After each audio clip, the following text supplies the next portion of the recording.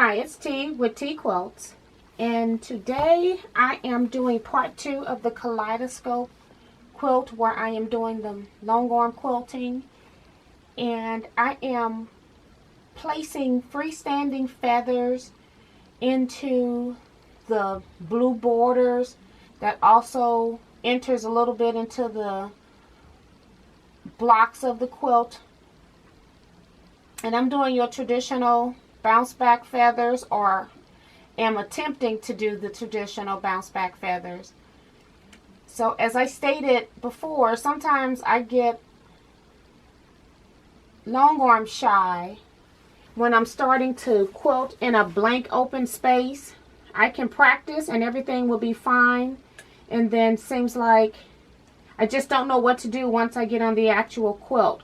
So there I had a thread break, so I just did a skip so you wouldn't have to see me rethread the machine. So there is nothing actually anchoring these feathers on the side. I was just filling in space because I didn't want to do the meandering in that entire space.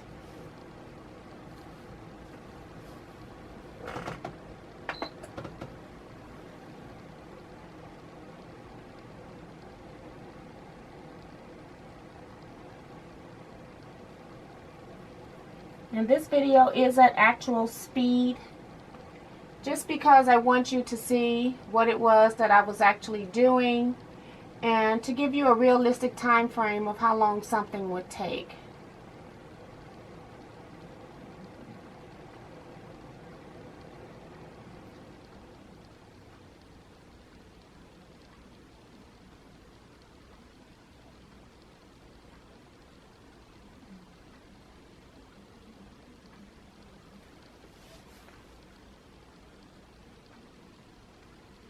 So I'm still no expert at doing these feathers, but at least I have them in my quilt. I figure if you're not practicing or trying, you're going to be stagnant. So that's what I'm trying not to do. So then again, I go ahead and meander stipple this entire area. So I will probably speed up some of this video just so you're not sitting here watching it all.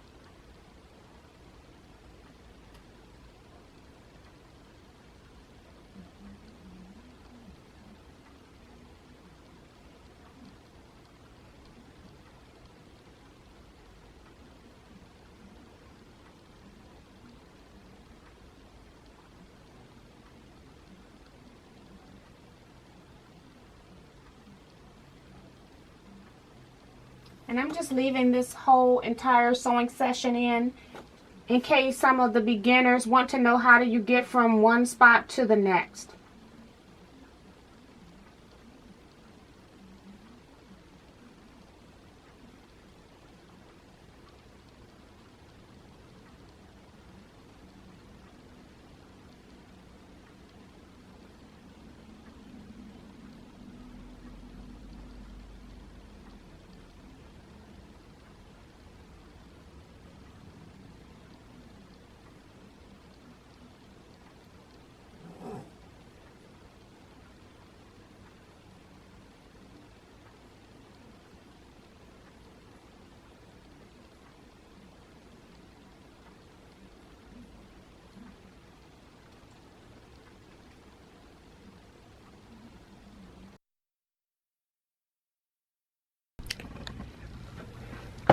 Now it's time for me to quilt my border. I have used a stencil and some pounds powder, and I have marked a 1-inch border inside of my yellow. I just did the yellow for right now because I'm going to have to roll to continue to do this. So I am not sure how much of this we're going to be able to see. I'm going to put my Go camera on the machine. And now I am just doing a swirling loop into every spot. So I'm going up in 1 inch diagonally across to the next inch. When I got in the corners, I should have really did a lot more planning, but since this was my quilt, I just freehand my corners, and however they showed up, they were okay. But at that point, the corner was really good. So I take this all the way across the length of my quilt top.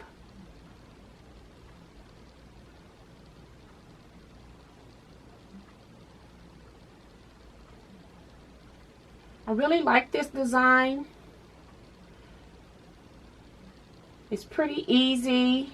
You don't have to necessarily mark it if you don't want. I've done them where I have not marked them and they were fine as well. So I just sped up the camera just so it wouldn't take you so long, because this quilt is, I think, 108 inches long.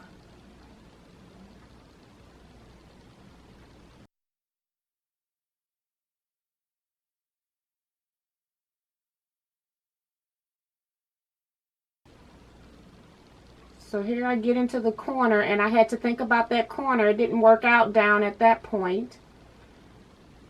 So now I stop and tie off, and then I go back and I start a second line, and I hit the alternate line that I didn't hit before.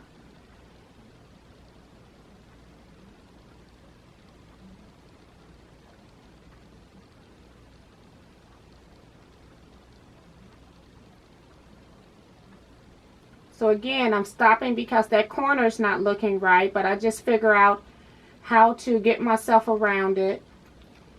And then I did the exact same thing all the way down, so that's another reason I stopped there. And here I just continued my grid lines out, and then the print that I used here in the border, I just did a line every 2 inches in the border. I felt like the print, I wanted it to stay dominant, and I didn't want the quilting to overtake the print.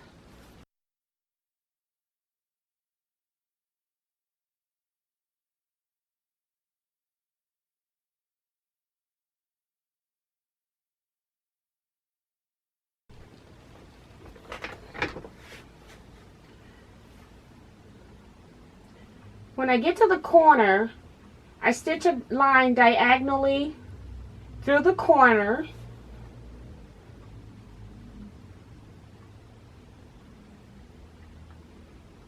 and then I decide to come down 2 inches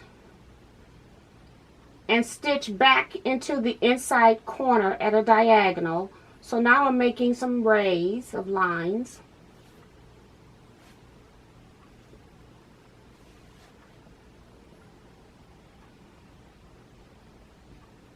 And my border is 6 inches, so I decided to stitch a line every 2 inches. So now I'm adjusting my ruler, and now it's 4 inches from the top left corner, but in that same center point, to make another ray. And then once I get to the edge, I just stitch in the ditch and go around to the other side.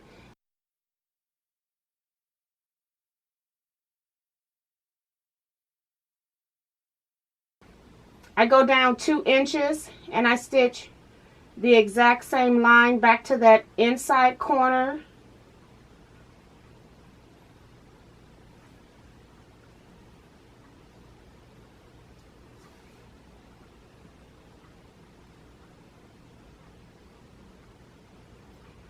And then I move my top part of the ruler to the 4-inch mark, and I stitch back out.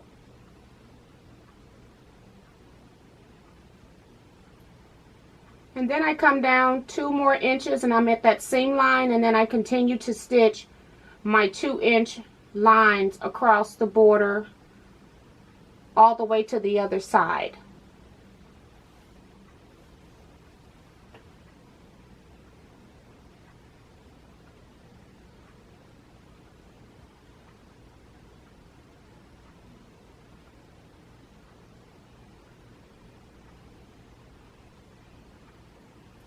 So here I'm just showing you how I used my handheld vac to clean up some of the blue marker lines. I was really surprised at how much it actually cleaned up. I even used it on the batting, and it cleaned the marks that were on the batting too. And the only reason I wanted to get some of the marks off now was because as I roll, those marks would have been going across my leaders and just spreading chalk everywhere. I do plan to actually wash the quilt so that I won't have any chalk in it when I'm completely done.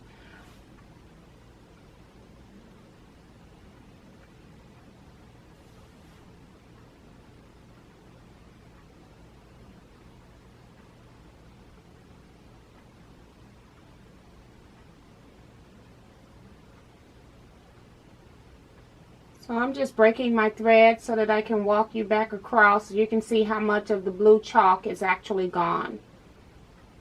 And on the outside yellow border, I did the exact same stitching that I did on the inside border. And you can kind of see a little close-up of the quilting as I'm rolling along there.